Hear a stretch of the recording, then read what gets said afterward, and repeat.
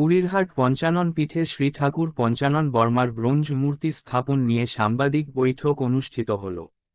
বৃহস্পতিবার দুপুর 1টা নাগাদ এই সাংবাদিক বৈঠক করেন রায়সাহেব শ্রী শ্রী ঠাকুর পঞ্চানন বর্মার ব্রোঞ্জ মূর্তি স্থাপন কমিটির সদস্যরা। মূলত আগামী 11ই ফেব্রুয়ারি ক্ষত্রিয় মহামিলন উৎসব এবং 14ই ফেব্রুয়ারি রায়সাহেব শ্রী শ্রী ঠাকুর পঞ্চানন বর্মার ব্রোঞ্জ মূর্তি স্থাপন হবে। পাশাপাশি বিভিন্ন প্রকার রাজবংশী সম্প্রদায়ের কৃষ্টি সংস্কৃতি, বিশেষ করে উত্তরবঙ্গের কৃষ্টি সংস্কৃতি বিষয়ক সাংস্কৃতিক অনুষ্ঠান আয়োজিত হবে। সেই কারণে সামগ্রিক অনুষ্ঠানটি সফল করতেই এদিনের এই সাংবাদিক বৈঠক বলে জানান কমিটির সদস্যরা। উপস্থিত ছিলেন আব্দুল সাত্তার, খগেশ্বর বর্মন, যাজ্ঞবল্ক্য সিংহ সহ অন্যান্য কমিটির সদস্যরা। আমরা এই মাঠে একদিকে যেমন শ্রী ঠাকুর পঞ্চানন বর্মার পূর্ণ ব্রোঞ্জ মূর্তি স্থাপন করার সিদ্ধান্ত নিয়ে এগিয়ে যাচ্ছি, পাশাপাশি এই জমি কেনার ক্ষেত্রে যার অগ্রণী ভূমিকা মানে প্রয়াত শ্রী প্রভাষচন্দ্র সিংহ শাস্ত্রী, তারও আমরা একটা আবক্ষ ব্রোঞ্জ মূর্তি এখানে প্রতিষ্ঠিত করব। তৎসহ আমাদের এই ক্ষত্রিয় রাজবংশী মানুষের যে পৈতে নেওয়া 27শে মাঘ ক্ষত্রিয় দিবস, সেটাও অনেক দিন থেকে, বেশ কয়েক বছর থেকে এই মাঠে বন্ধ হয়ে আছে। সেটাও আমরা এই ক্ষত্রিয় দিবস যেটা উদযাপন, সেটাও 27শে মাঘ ক্ষত্রিয় দিবস উদযাপনের মধ্য দিয়ে যে সমস্ত রাজবংশী ভাই এখনও অবধি তারা পৈতা ধারণ করেনি, সেই অনুষ্ঠানের মধ্য দিয়ে 27শে মাঘ এখানে পৈতা ধারণ অনুষ্ঠান হবে। তৎসহ বিভিন্ন ধর্মীয়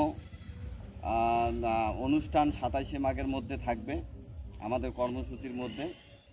আর 1 ফাল্গুন ঠাকুর শ্রী শ্রী পঞ্চানন বর্মার সেই জন্মদিবস, ওই দিন আমাদের এই মূর্তির উন্মোচন করবে এবং সেই মূর্তি উন্মোচন করবেন আমাদের উত্তরবঙ্গ উন্নয়ন মন্ত্রী উদয়ন গুহ ডাঙরিয়া। এবং সেই দিন আমাদের তার জীবন দর্শন নিয়ে যে সমস্ত মানিগুণী ব্যক্তিগণ উপস্থিত থাকবেন, তারা তার জীবন দর্শন নিয়ে আলোচনা করবেন।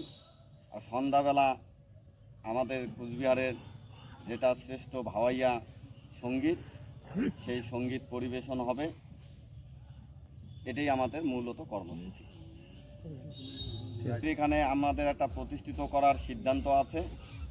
আর 27শে মাঘ ভূমি পূজা হবে গায়ত্রী মন্দিরের, সেটাও আমাদের 27শে মাঘের মধ্যে আছে। গায়ত্রী মন্দির যে ভূমি পূজা হবে, সেখানে গায়ত্রী দেবীর যে মন্দিরের ভূমি পূজা হবে, সেই ভূমি পূজা করবেন আমাদের মন্ত্রী উদয়ন গুহ মহাশয়।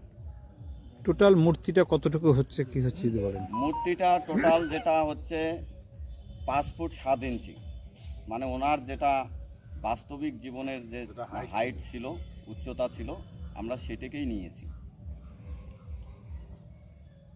এটাকে যেহেতু এই এখানে কোনো অনুষ্ঠান হতো, হঠাৎ করে এই অনুষ্ঠান, এটা কি কোনো রাজনীতির কোনো বিষয় রয়েছে? না, এটা রাজনৈতিক বিষয় না। এটা আমাদের 1 বছর ধরে এই আমাদের পরিকল্পনাটা আমরা কমিটি তৈরি করে এগিয়ে যাচ্ছি।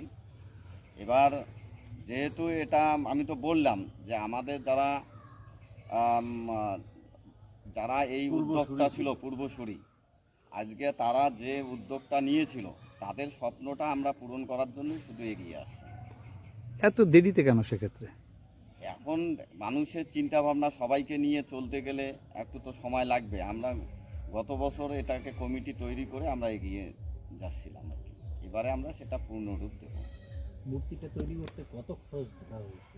মূর্তি আমাদের দুটো মূর্তিতে একদম কমপ্লিট সেটআপ যেটা খরচা আর কি, মানে বেদি টেদি সহ 14 লাখের মতো খরচ হবে।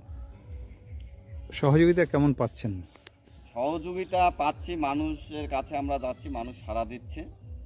সহযোগিতা এই সমস্ত ভালো কাজে আজকে রায় সাহেব ঠাকুর পঞ্চানন বর্মার তার যে চিন্তা ভাবনা, তার আন্দোলন, সেই ব্রিটিশ পিরিয়ডে আজকে তার আন্দোলনের ফলে আজকে মনে করো ক্ষত্রিয় জনগণনা হয়ে গেছে। তারপরে ধাপে ধাপে আজকে এই রাজবংশী এসসি রিজার্ভ আজকে সব ক্ষেত্রে আজকে তার আন্দোলনের ফলস্বরূপ আমরা পাচ্ছি, কিন্তু আবার আছেই।